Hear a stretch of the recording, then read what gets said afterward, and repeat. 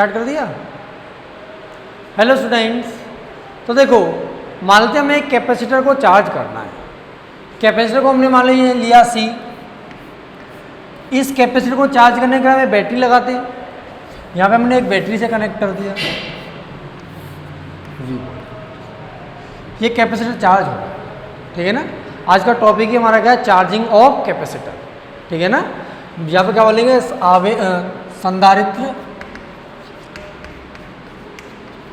संधारित्र का आवेशन, जो बोलेंगे charging of capacitor, charging of capacitor, ठीक है ना। ये V वोल्ट की बैटरी लगा दी है प्लस, ये कितना माइनस, ठीक है ना। ये कैपेसिटर चार्ज हो रहा है। मैं बोलता हूँ क्या ऐसा सर्किट पॉसिबल है? नहीं, क्योंकि बैटरी और अगर कैपेसिटर संधारित्र को हम ज्वाइन करेंगे तो कनेक्टिंग वायर्स लेंगे या वो कंडक्टर्स लेंगे जिनसे इनको कनेक्ट किया हुआ है। कंडक्टर्स के अंदर खुद के अंदर कुछ रेजिस्टेंस होगा, ठीक है ना। तो कुछ न कुछ सर्किट में रेजिस्टेंस होगा या हम रेजिस्टेंस कुछ लगा दें इसके अंदर, ठीक है ना। तो ऐसा सर्किट तो पॉसिबल नहीं है, ठीक है ना। तो इसको तो मैं हटा देता हूँ। ऐसे तो कैपेसिटर चार्ज नहीं हो सकता। कैपेसिटर चार्ज होने के लिए यहाँ पर क्या रेजिस्टेंस होना चाहिए। हमने क्या किया, रेजिस्टेंस बना लिया। एक क्या बना लिया, यहाँ पर कैपेसिटर बना दिया। प्रतिरोध मान लेते कितना, इतना R है, इसकी धारिता कितनी C है। इसको बैटरी से कनेक्ट कर दिया। और एक हमने यहाँ पे क्या बना लिया, स्विच, जिसको हम हिंदी में क्या कहते हैं, कुंजी कहते हैं। ये S क्या है, कुंजी। V वोल्ट की बैटरी, R प्रतिरोध और C धारिता का संधारित्र। ये सर्किट बना दिया। T = 0 पर क्या इस सर्किट को क्लोज किया। तो T = 0 के लिए मैं सर्किट बना लेता हूँ। यहाँ पर एक कैपेसिटर, ये बैटरी V वोल्ट की, ये कुंजी। हमने क्या किया, T = 0 पर इस कुंजी को जैसे हमने ऑन किया, मतलब इस कुंजी को बंद किया तो ये दोनों जुड़ जाएंगे। तो इसमें क्या होगा, V वोल्ट की बैटरी, ये R धारिता कितना C। जैसे ही इसको बंद किया T = 0 पर, क्या इस पर कुछ आवेश आ जाएगा? नहीं, स्टार्टिंग में इस पर कोई आवेश नहीं है। T = 0 जैसे ही बंद किया तुरंत कहाँ से आवेश आएगा। T = 0 पर इस पर आवेश कितना है, Q = 0। इस पर भी आवेश कितना, 0। संधारित्र की प्लेटों पर आवेश कितना, 0 है। अगर ये V वोल्ट की बैटरी है तो यहाँ का पोटेंशियल हमने कितना मान लिया, 0। तो यहाँ का पोटेंशियल कितना, V होगा, क्योंकि बैटरी क्या करती है, दो टर्मिनल के बीच में क्या विभवांतर उत्पन्न कर देती है। अगर मैंने इसका विभव मान लिया 0 तो इसका विभव कितना, V हो जाएगा, क्योंकि यहाँ से कितना विभव बढ़ जाएगा, V बढ़ जाएगा। ये माइनस दिया, ये क्या प्लस दिया हुआ है। इसका विभव कितना, 0, इसका विभव कितना, V, ठीक है। अब देखो इस कैपेसिटर या संधारित्र पर आवेश कितना है, 0। Vc मतलब संधारित्र पर विभव Q/C होता है और Q 0 है, तो इस पर विभवांतर कितना है, 0। तो अगर इस पर कोई भी विभवांतर नहीं है, क्योंकि इस पर आवेश कितना है, 0 इनकी प्लेटों पर, तो यहाँ का विभव 0, तो यहाँ का विभव कितना, 0। प्रतिरोध क्या देखेंगे, प्रतिरोध के दोनों तरफ देखेंगे तो यहाँ पर विभव V, यहाँ पर विभव कितना, 0। तो इसके अंदर विभवांतर कितना, V है। अगर हमें V वोल्ट की बैटरी लगाई, T = 0 की बात कर रहे हैं, तो T = 0 पर जो भी जितने भी वोल्ट की बैटरी लगाएंगे वो पूरा का पूरा विभव किसके अक्रॉस होगा, प्रतिरोध के अक्रॉस। यहाँ पर कितना मान लेते हैं, करंट I है, तो I = V/R होता है। इसका विभवांतर कितना, V, और प्रतिरोध कितना, R। I हो गया V/R। इतनी धारा इस सर्किट से फ्लो हो रही है T = 0। अच्छा, जब इसमें से धारा प्रवाहित हो रही है तो धारा प्रवाहित होती मतलब आवेश प्रवाह हो रहा है, तो यहाँ से आवेश आ रहा है और इधर आवेश जा रहा है। कुछ देर बाद इस पर धनात्मक आवेश आ जाएगा, उस पर ऋणात्मक आवेश आ जाएगा। तो हम यहाँ पर क्या करते हैं, एक अगला डायग्राम बनाते हैं। अगले डायग्राम में हमने क्या, कैपेसिटर ले लिया, प्रतिरोध ले लिया R, संधारित्र की धारिता ले ली C, बैटरी से इसको कनेक्ट किया हुआ है, कुंजी लगा दी, इन दोनों को जोड़ दिया। कुंजी को बंद किए, अब समय कितना हो चुका है, T, ठीक है ना, टी समय पश्चात, टी समय पश्चात मतलब कुंजी के बंद करने के टी समय पश्चात। मान लेते कुछ समय बाद इस प्लेट पर आवेश आ गया कितना, प्लस का क्यू, इस प्लेट पर आवेश आ गया कितना, माइनस का क्यू, मतलब संधारित्र पर कितना आवेश आ गया, क्यू आवेश आ गया, ठीक है ना। इसके बीच विभवांतर होगा, ये कितना, VC, VC क्या हो जाएगा, Q/C हो जाएगा। ये संधारित्र पर कुछ विभवांतर आ जाएगा, यहाँ का विभव मान लेते कितना, 0 है, तो यहाँ का विभव कितना, V है, ये प्लस और ये कितना, माइनस, ये विभव 0 तो इसका भी विभव कितना, 0। इसके विभव की हम बात करें तो इन दोनों का विभवांतर Q/C है, इसका विभव 0 है तो इसका विभव कितना, Q/C होगा, तभी तो विभवांतर Q/C आएगा। इसका विभवांतर कितना आ गया, Q/C, Q/C। यहाँ का विभव V है तो यहाँ का भी विभव क्या है, V है, ठीक है। प्रतिरोध के परितः मतलब प्रतिरोध के देखेंगे तो प्रतिरोध पर कितना विभवांतर है, V - Q/C। तो इसके अंदर से धारा मान लेते कितना, I प्रवाहित हो रही है, तो I होगा V - Q/C कितना। ऐसा चीज़ें हम लेक्चर में एक बार पहले भी कर चुके थे यहाँ तक। आज मुझे क्या कराना है मैं वो चीज़ समझा देता हूँ। आज मुझे क्या पढ़ाना है, संधारित्र का आवेशन, और मेरा टॉपिक क्या है, RC सर्किट, RC सर्किट। एक RC सर्किट में एक प्रतिरोध दे रखा है, एक क्या है, संधारित्र दे रखा है, ठीक है ना। जिससे हम क्या, RC सर्किट बन गया, एक बैटरी से इनको कनेक्ट किया, ठीक है ना। अब मुझे इस कैपेसिटर किस तरह से चार्ज होता है, संधारित्र किस तरह से आवेशित होता है, ये चीज़ें मुझे निकालनी है। यहाँ तक मैंने सारी चीज़ें बना ली, ठीक। यहाँ तक पहले भी आपको ये चीज़ें बता दी थी, फिर भी मैं बोल रहा हूँ आज के लेक्चर में मैं जो कुछ भी समझाऊँ आपको एक एक लाइन क्लियर होनी चाहिए। उसका कारण ये है कि आज का जो टॉपिक है वो कंपटीशन में बहुत आता है, कंपटीशन के पॉइंट ऑफ व्यू से इम्पोर्टेंट टॉपिक है, ठीक है ना। कोई ना कोई क्वेश्चन आपको किसी न किसी एग्जाम में जरूर इसमें मिल जाएगा। जैसे IIT वाले बच्चे हैं तो IIT अगर नीट में नहीं आया तो एडवांस में जरूर मिल जाएगा, या एडवांस में नहीं आया तो नीट में मिल जाएगा, या दोनों में भी आ सकता है, क्वेश्चन जरूर आएगा इससे। नीट में भी बात करें तो नीट में एक क्वेश्चन आने के चांसेस बहुत ज़्यादा हैं इस टॉपिक से रिलेटेड। अगर यहाँ से हम धारा की बात करूँ, धारा I = V - Q/C अपॉन कितना, तो धारा I क्या होता है, dQ/dt। धारा I क्या होता है, dQ/dt। इस धारा Q की जब I के क्या रख दिया, dQ/dt। आवेश प्रवाह की दर बराबर V - Q/C अपॉन कितना, ठीक है। देखो ये V - Q/C, इसमें Q आ रहा है, इसको थोड़ा पहले सॉल्व कर लेते हैं। तो इसके ऊपर से हमने का C LCM ले लिया, तो ये कितना, CV - Q, और ये कितना R, यहाँ से dQ/dt कितना जाएगा, CV - Q, और ये कितना, RC, CV - Q/RC, ये क्या, dQ/dt हो गया। अगर यहाँ से इसको और देखें, dQ/dt, तो dQ/dt क्या हो जाएगा, CV - Q/RC, CV - Q/RC, ठीक है। अब CV - Q को नीचे ले आते हैं, dt को ऊपर ले जाते हैं, इनका क्रॉस मल्टीप्लाई कर देते हैं, तो ये आएगा dQ/CV - Q बराबर dt/RC, ठीक है। अब यहाँ से क्या करते हैं, इस समीकरण का समाकलन कर देते हैं। यहाँ पे लिखते हैं क्या, समाकलन करने पर, समाकलन करने पर, समाकलन कर दिया।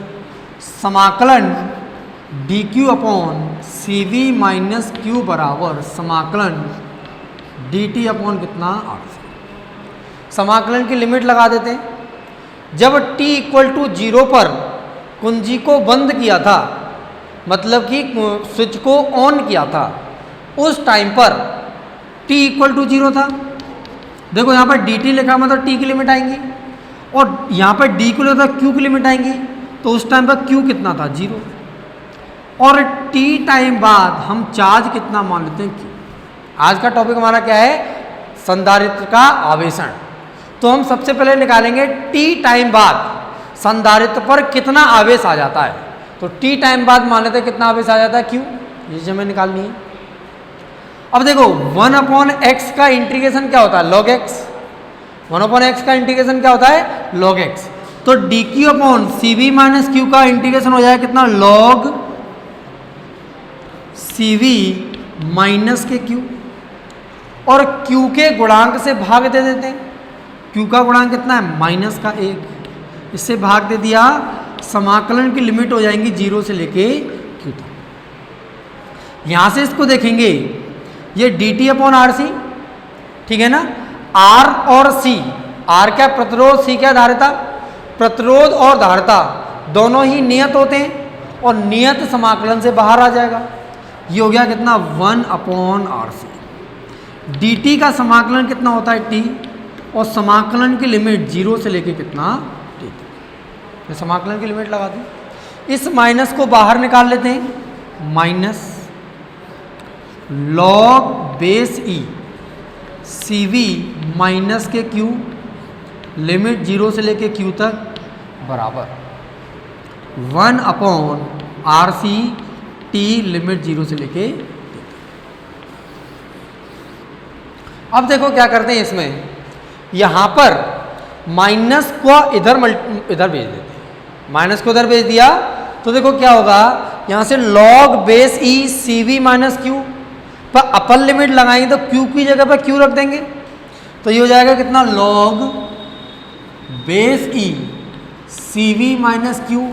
इस q की जगह पर अपर लिमिट रख दी, माइनस लोअर लिमिट के लिए log base e cv minus, इस q की जगह पर 0 रख देंगे, cv माइनस 0 इक्वल, ये upper limit minus lower limit रख दिया वहां पर। इसके बाद क्या करना है, ये माइनस का इधर मल्टीप्लाई हो गया, ये हो गया कितना -1/RC, और ये हो जाएगा कितना t minus 0, upper limit minus lower limit. अब देखो यहां से अगर हम देखेंगे तो log m minus log n बन रहा है, log m minus log n, log m upon n होता है, या फिर बोलो log a minus log b, log a upon b हो जाएगा।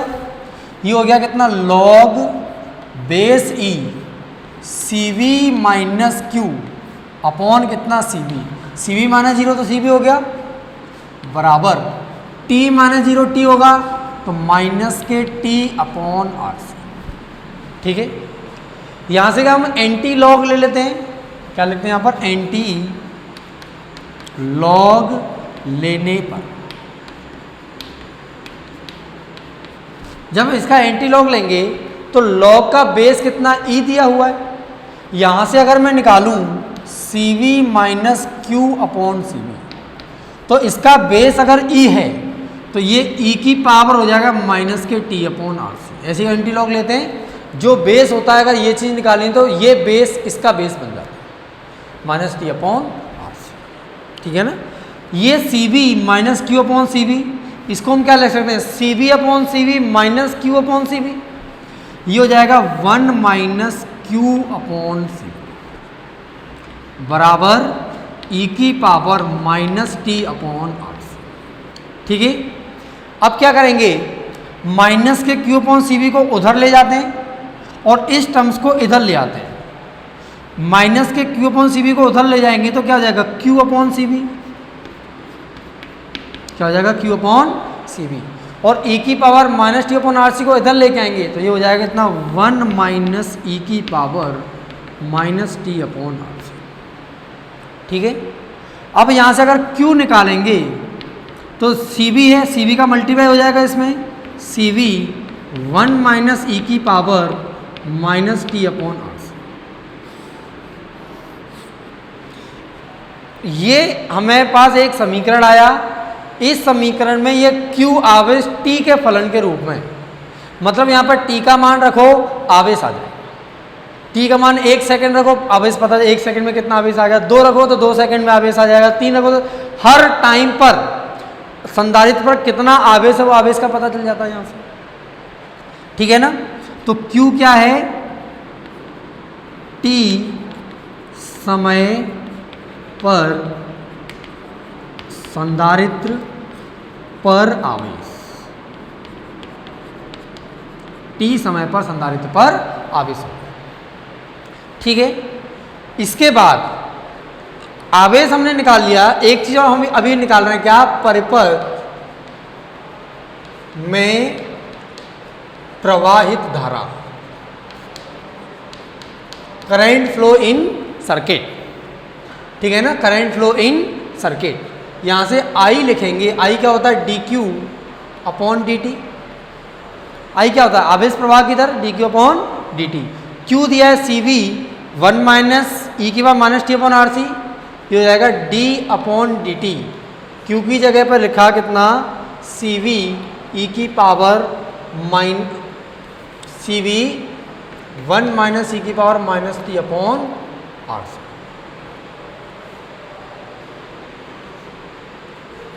ठीक है, इसका हम क्या कर देंगे, अवकलन कर देंगे।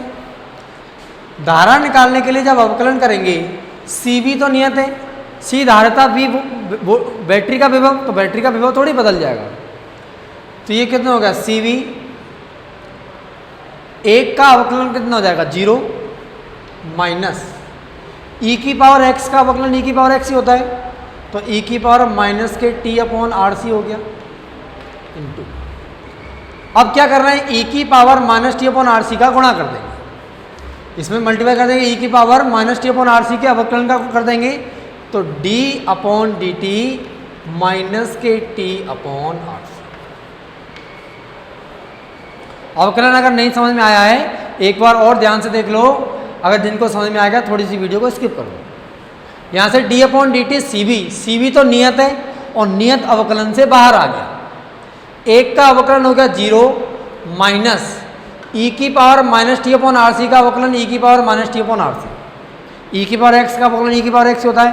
अब जो इसकी घात दे रखी है उसका अवकलन माइनस टी अपॉन RC, तो यहाँ से I हो जाएगा CV ये माइनस के e की power minus t upon RC into minus के t अपॉन RC है, तो माइनस के 1 अपॉन RC तो बाहर आ गया, माइनस के 1 अपॉन RC बाहर आ गया।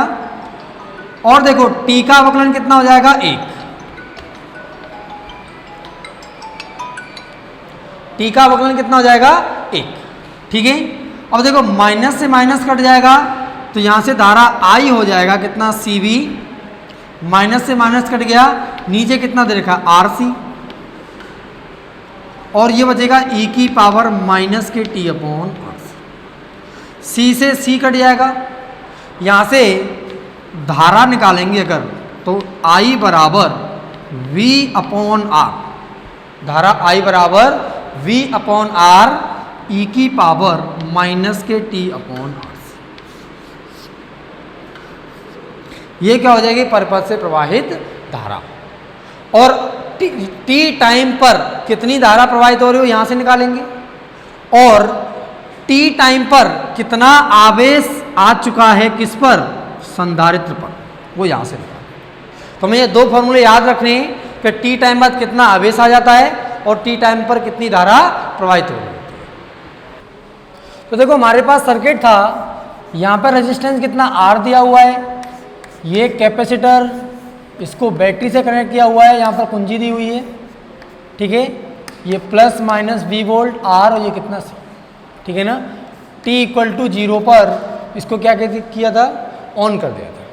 यहाँ से आवेश निकल के आया कितना, Q equal to CV 1 minus e की पावर माइनस के t अपॉन RC, और I धारा निकल के इसमें V अपॉन R e की power minus t upon RC। ये दोनों चीज़ हमने ड्राइव कर ली।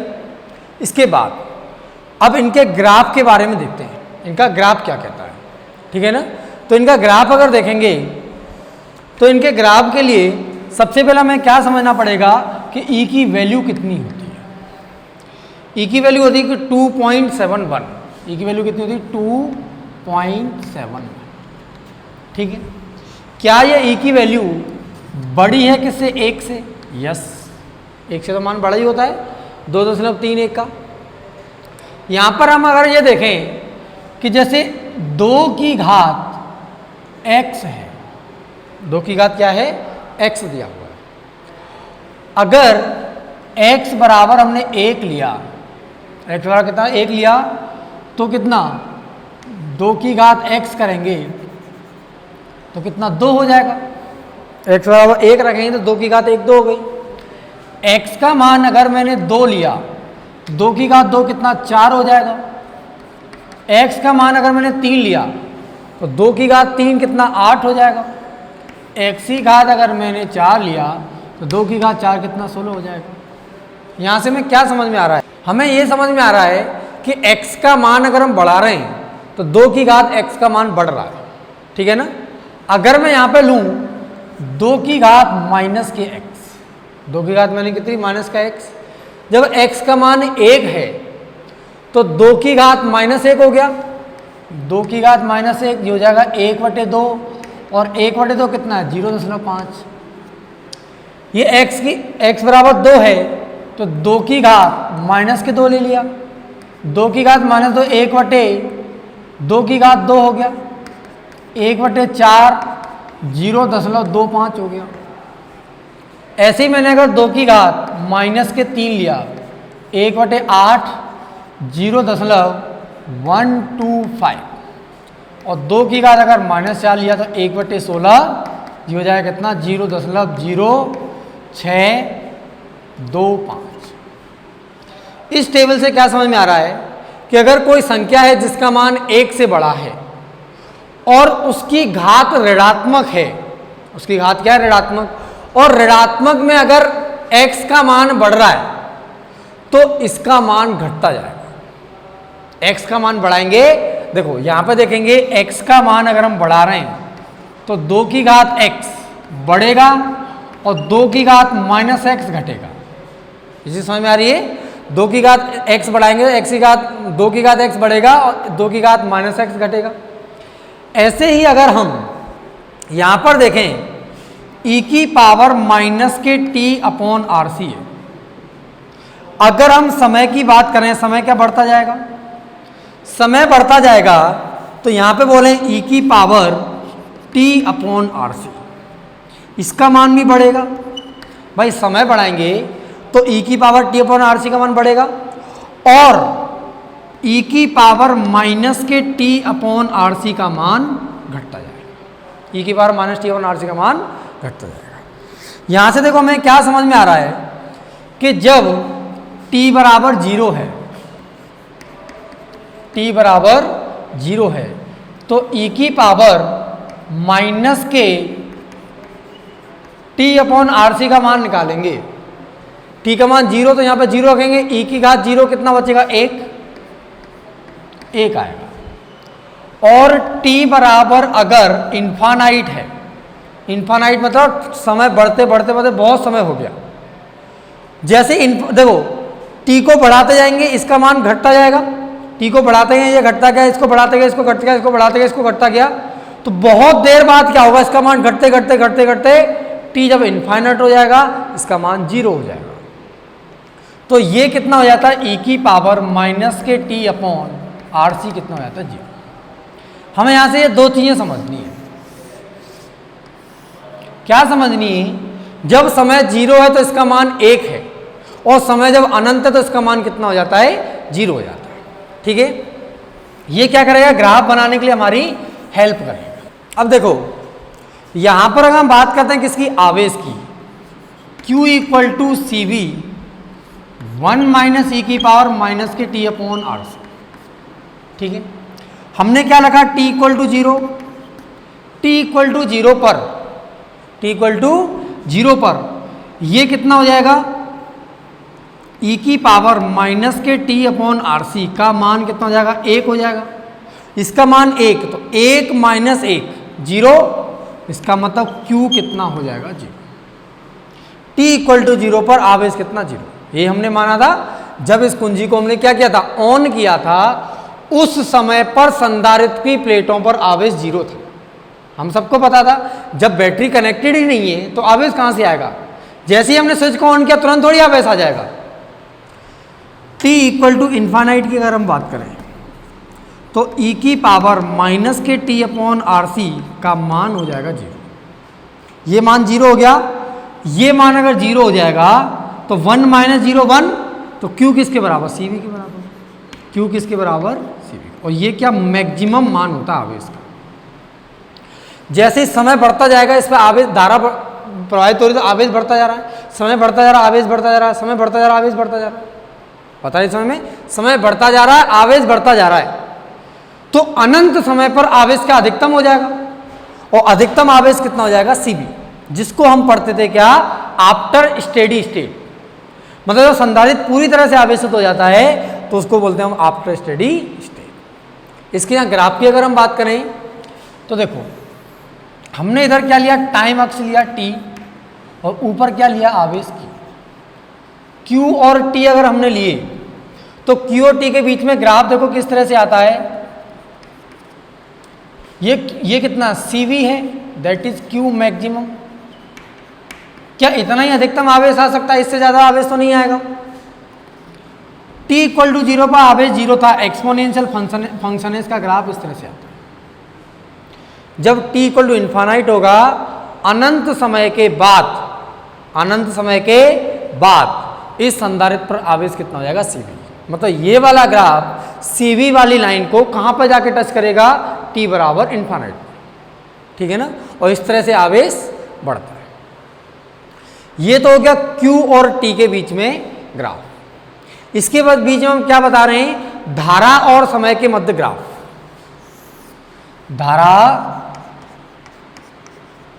तथा समय के मध्य ग्राफ। जब हम धारा और समय के मध्य ग्राफ बनाएंगे तो मान लेते हैं कि ये समय t है और इधर धारा कितनी I दी हुई है।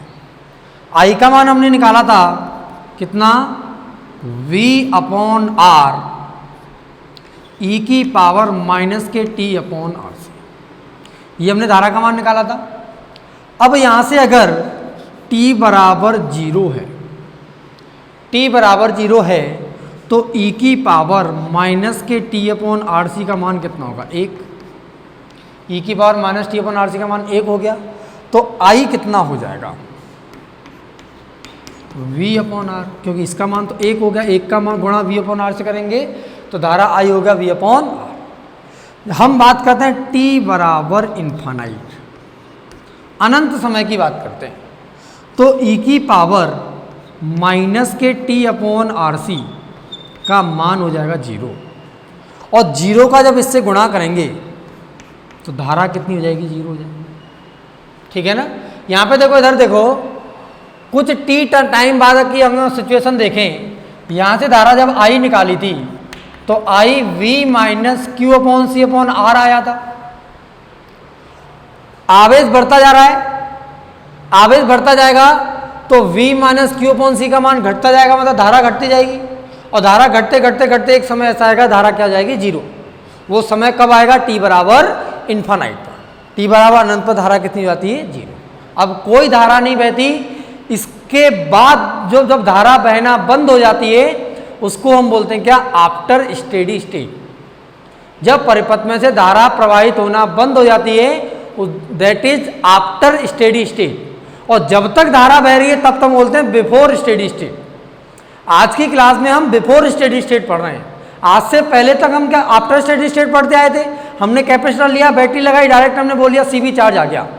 Q C धारिता की का कैपेसिटर लिया, संधारित्र लिया, V वोल्ट की बैटरी लगाई, डायरेक्ट बोलते हैं कितना, Q इक्वल टू CV आवेश हो गया। लेकिन उसको आवेश को आने में कितना समय लगता है, अनंत। और किस तरह से आवेश आता है उसके हमने समीकरण निकाला, धारा किस तरह से प्रवाहित होती है, धारा कब 0 थी, ये सारी चीज निकाली। अब हम इनके ग्राफ पढ़ रहे हैं। तो t इक्वल टू 0 पर, t इक्वल टू 0 पर धारा कितनी है, I equal to V upon R, और ये क्या अधिकतम धारा है, आई मैक्सिमम। इसके बाद तो संधारित्र पर आवेश आता जाएगा तो धारा कम होती जाएगी, इसके बाद धारा कम होती गई कम होती गई कम होती गई, इस तरह से। टी जब इनफाइनाइट हो जाएगा तो ये वाला नीचे जीरो पे आ जाएगा। अभी कहाँ तक जा रहा है, अनंत तक जा रहा है, मतलब ये दोनों कहाँ पे जाके मिलेंगे, अनंत पर। जब समय अनंत हो जाएगा तब धारा कितनी हो जाएगी, जीरो हो जाएगी। ठीक है ना। ये हमने ग्राफ बनाया किसके, धारा के और समय के बीच, और ये हमारा ग्राफ आया किसके बीच में, आवेश और समय के बीच। हाँ तो देखो ये हमारा परिपथ था, आवेश और धारा के मान निकाल लिए। अब देखो आवेश में हमें क्या समझ में आती है कि Q का अधिकतम मान कितना है, CV, और ये कब आता है, T इक्वल टू अनंत पर। जब समय अनंत होता है तब आवेश अधिकतम होता है और कितना होता है, CV। धारा की बात कर रहे हैं तो धारा अधिकतम कब होती है, कितनी होती है, V/R, और ये कब होती है, e⁻⁻t/RC। ये कब होती है, जब T का मान कितना होता है, 0। पहली बात तो हमें ये चीज़ें समझनी है। जब समय 0 था तो संधारित्र पर आवेश 0 था और धारा अधिकतम थी कितनी, V/R।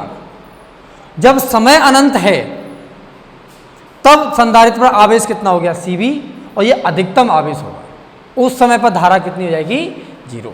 यहाँ पर T क्या ले लेते हैं, अनंत, ये T क्या ले लेते हैं, 0। एक टेबल ही बना लेते हैं इस तरह से।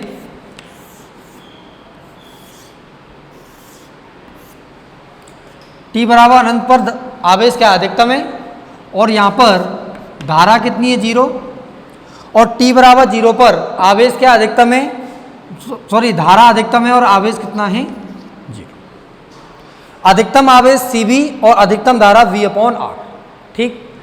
अब इस RC की बात करते हैं। अगर RC के बारे में यहाँ से अगर देखें तो e⁻T/RC है, और ये 1 माइनस हो रहा था, क्या विमाहीन राशि है। e⁻ में जो कुछ भी होता है वो क्या विमाहीन होता है। तो जितनी विमा T की होंगी उतनी विमा RC की होंगी, मतलब RC भी क्या है, एक समय है। RC भी क्या है, एक समय है। RC क्या है, समय, जिसको हम RC को क्या बोलते हैं, समय नियतांक, टाइम कांस्टेंट, समय नियतांक। इसको हम RC को रिप्रेजेंट करते हैं किससे, टाउ से, टाउ इक्वल टू RC। अब देखो हमारे दिमाग में सबसे ज़्यादा डाउट तो ये आ रहा है कि इस आवेश को CV आने में कितना समय लग गया, अनंत। और अगर अनंत समय में कोई संधारित्र आवेशित हो रहा है तो मुझे तो ये डाउट आने लग गया कि मेरी ज़िंदगी में आवेश, जो संधारित्र है वो पूरी तरह से आवेश हो भी पाएगा या नहीं, क्योंकि इसको संधारित्र को आवेशित होने में तो अनंत समय लगता है। तो मेरी ज़िंदगी तो मान लो 50-60 साल, 70 साल, 80 साल, अनंत समय की तो ज़िंदगी है ही नहीं। पहले सबसे पहले इस चीज़ को समझते हैं, है ना। ये टाउ क्या है, RC। मान लेते हैं हम सामान्य अगर प्रतिरोध का मान लें तो R का मान कितना हो सकता है, 10 ओम हो सकता है, 1 ओम हो सकता है, 2 ओम, 5 ओम, 20 ओम, 50 ओम, 100 ओम मान लेते हैं। मैं मतलब 1000 ओम मान लेते हैं। कितना मान लेते हैं, 1000 ओम। R का मान कितना, 1000 ओम। अच्छा C का मान देखेंगे, धारिता, धारिता 1 माइक्रोफैरड, 2 माइक्रोफैरड, 3 माइक्रोफैरड, 5 माइक्रोफैरड ऐसी होती है। हमने एक धारिता मान ली जनरली 2 माइक्रोफैरड की, 2 माइक्रोफैरड, तो ये 2 गुणा 10 की घात -6 फैरड हो गया C। अगर हम यहाँ से RC निकालेंगे, ये 1000 ओम है, मतलब 10 की घात 3 ओम। जब हम RC निकालेंगे तो R कितना, 10 की घात 3, और C कितना, 2 गुणा 10 की घात -6। और ये किस में आएगा, सेकंड में, क्योंकि ये टाइम है, क्योंकि ये क्या है, टाइम है। ये 10 की घात 3, ये 10 की घात -6, ये होगा 2 गुणा 10 की घात -3 सेकेंड। 2 गुणा 10 की घात -3 सेकेंड। यहाँ से देखें ये हो गया 0.002 सेकेंड। RC का मान क्या है, 0.002 सेकेंड। क्या RC का मान बहुत ही कम है? ये जो T समय है ये किसके रेस्पेक्ट में, आरसी के समय में के रेस्पेक्ट में इनफाइनाइट में है। टी जो समय है वो आरसी के सापेक्ष अनंत है। अगर आरसी का मान बहुत कम है 0.002 तो इसके लिए तो 2-4 सेकंड भी क्या अनंत ही हो जाएंगी। भाई अनंत क्या होता है, एक आपेक्षिक चीज होती है, किसी के सापेक्ष में बहुत बड़ी संख्या को हम क्या बोलते हैं, अनंत कह देंगे। कह देंगे नहीं कह देंगे। जैसे 2 रुपये 5 रुपये की अगर बात आए, जैसे हम किसी दुकान से मान लेते हैं 50,000 का सामान लेके आए, उसे बोले नहीं भाई साहब 2 रुपये कम कर दो, कर देगा, क्योंकि 50,000 के सामने 2 रुपये क्या है, बहुत छोटी सी मात्रा है या नहीं है। तो 2 रुपये के सापेक्ष में 50,000 क्या है, अनंत ही है, बहुत बड़ा मान है। अनंत मतलब क्या है, बहुत बड़ा मान। ऐसे ही 0.002 सेकंड के सापेक्ष में देखा जाए 1 सेकंड, आधा सेकंड, 2 सेकंड, 4 सेकंड अनंत ही है, और इतनी देर में संधारित्र आवेशित हो जाता है। अगर संधारित्र को 2 सेकंड, 1 सेकंड, 4 सेकंड मिल गई, इतनी देर में आवेशित हो जाता है, क्योंकि इस मान के सापेक्ष जो संधारित्र है उसके लिए 2-4 सेकंड तो क्या हो गया, अनंत के बराबर होती है। तो यहां से हमें चीजें क्लियर हो गई। हम जरूर बोल रहे हैं कि इसको कितना समय लगता है, अनंत समय लगता है, लेकिन वो अनंत समय होता कितना प्रैक्टिकली, 2-4 सेकंड के बराबर। ठीक है, क्योंकि ये टाइम कांस्टेंट है, समय नियतांक इसका मान बहुत ही कम होता है, या बोले हम आरसी का मान क्या बहुत कम होता है। ठीक है, अब देखो यहां पर हमने आवेश लिया Q equal to Q maximum 1 - e की पावर -t/RC। आरसी की जब हमने क्या टाउ रख दिया, सीबी जगह पे क्यू मैक्सिमम रख दिया और आरसी पे टाउ रख दिया। मैं बोलता हूं यदि समय दिया हुआ है t इक्वल टू टाउ, मतलब आरसी समय पर देखते हैं कि ये संधारित्र कितना आवेशित हो जाता है।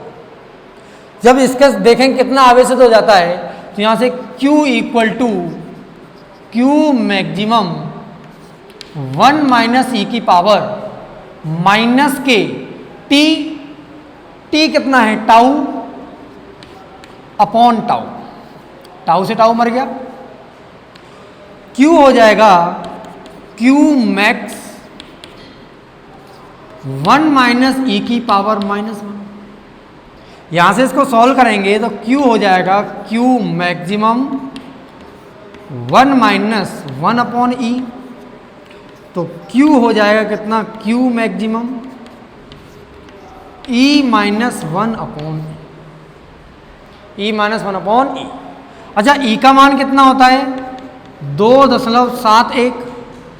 E का मान कितना, 2.71 होता है। E का मान यहाँ पर रख देते हैं, तो Q हो जाएगा Q मैक्स 2.71 माइनस का 1 और 2.71, ये हो जाएगा कितना, Q मैक्स 1.71 2.71। ठीक है, यहां से Q हो जाएगा, जब 1.71 में 2.71 का भाग देंगे तो ये आता निकल के 0.63 Q मैक्सिमम। टाउ क्या था, समय नियतांक। एक समय नियतांक के बराबर समय में संधारित्र पर कितना आवेश आ गया, 0.63 टाइम्स Q मैक्सिमम। जो अधिकतम आवेश आना है उसका 63%, उसका 63% आवेश कितने समय में आ गया, एक समय नियतांक में।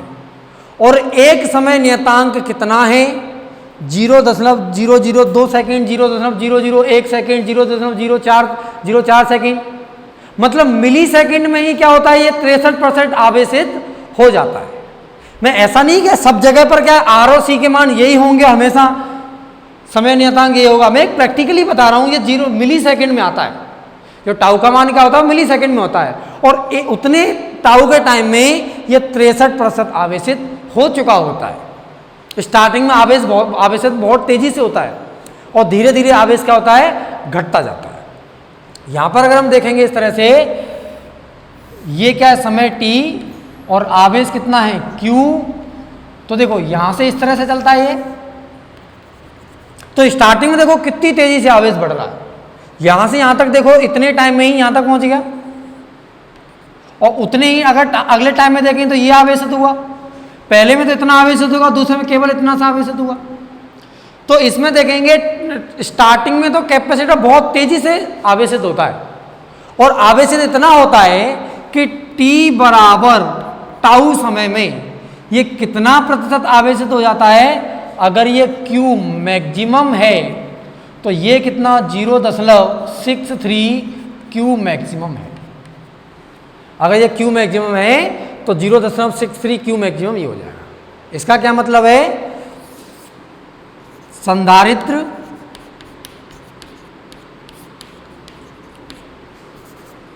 T बराबर टाउ समय में, T बराबर टाउ समय में 63% आवेशित हो जाता है। और ये 63% आवेश होने में कोई ज़्यादा समय नहीं लगता। संधारित्र की अगर हम बात करें तो स्टार्टिंग जब चैप्टर स्टार्ट किया था उस टाइम में बताया था संधारित्र का क्या काम है। आवेश आना मतलब उसके अंदर ऊर्जा संचित होना। ये आवेश आ रहा है मतलब कौन आ रहा है, ऊर्जा भी आ रही है इसके साथ साथ। तो अगर ऊर्जा को संचित करने में ज़्यादा टाइम लगाएगा तो वापस कब देगा। जैसे मान लो मैं अगर कैमरे की बात करूँ तो कैमरे में फ्लैश जलाना है, मैंने एक फ़ोटो लिया, अच्छा सा फ्लैश आया, थोड़ी देर बाद मुझे दूसरा फोटो लेना है, तो अगर संधारित्र आवेशित ही नहीं हो पाएंगे तो दूसरा पिक इतनी जल्दी कैसे आ पाएगा। और पुराने टाइम में होता भी था ऐसा, एक बार फ्लैश आ गया उसके काफ़ी टाइम लगता था, जिसमें बोलते हैं फ़ोन हैंग हो रहा है या बोलते हैं कैमरा हैंग हो गया है, थोड़ा सा टाइम लगता था संधारित्रों को आवेशित होने में। जब आवेशित हो जाता था तब दूसरा फोटो खींच पाता था, क्योंकि फोटो खींचने के अच्छा सा फ्लैश चाहिए और मतलब ज़्यादा ऊर्जा चाहिए, ऊर्जा को पहले संचित करेगा तब देगा। तो इसको ज़्यादा समय नहीं लगता आवेशित होने में। ये तो एक इसकी आवेश की बात। अब हम बात करते हैं किसकी, धारा की। तो यहाँ से हम धारा की बात करते हैं। धारा I होता है कितना, I मैक्सिमम e की पावर माइनस के t अपॉन टाउ लिख देते हैं, क्योंकि RC को मैंने क्या ले लिया, टाउ। तो at t equal to tau की बात करते हैं, at t equal to tau मतलब समय नियतांक पर कितना समय लगेगा, t बराबर समय नियतांक पर देखेंगे तो कितनी धारा आ जाती है। तो यहाँ से I हो जाएगा I मैक्सिमम e की पावर माइनस के टाउ अपॉन टाउ, क्योंकि t की जगह क्या रख दिया, टाउ रख दिया, टाउ से टाउ कट जाएगा। यहाँ से अगर I की बात करेंगे तो ये कितना, I मैक्स e की पावर -1, ये हो जाएगा 1 अपॉन e I मैक्स, ठीक है ना। तो ये I मैक्स का 1/e गुणा आवेश धारा, अधिकतम धारा की 1/e धारा बच जाती है। यहाँ से I बात करेंगे, I हो जाएगा 1/e होता है 0.37 I मैक्सिमम।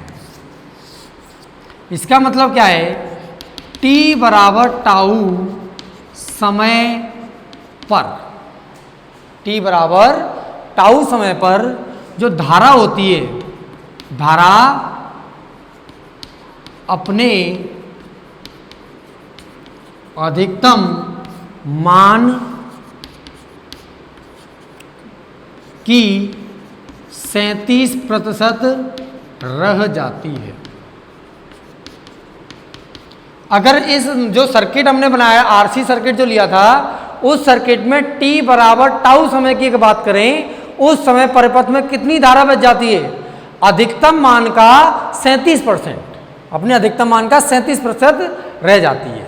इसका अगर हम ग्राफ बनाएंगे तो ग्राफ देखो ऐसे आएगा, ये धारा I, ये कितना t, धारा हमने कैसे बताया था, इस तरह से लो ऐसे जा रही है नीचे, और यहाँ पर देखेंगे ये क्या है, t equal to tau, t equal to tau पर देखेंगे अगर ये कितना है, I मैक्सिमम है तो ये कितना बचेगा, 0.37 I मैक्सिमम, 0.37 I मैक्स, इतनी धारा बचेगी, इतनी धारा बचेगी, जिसको हम बोलेंगे 0.37 आई मैक्सिमम कितना, V/R।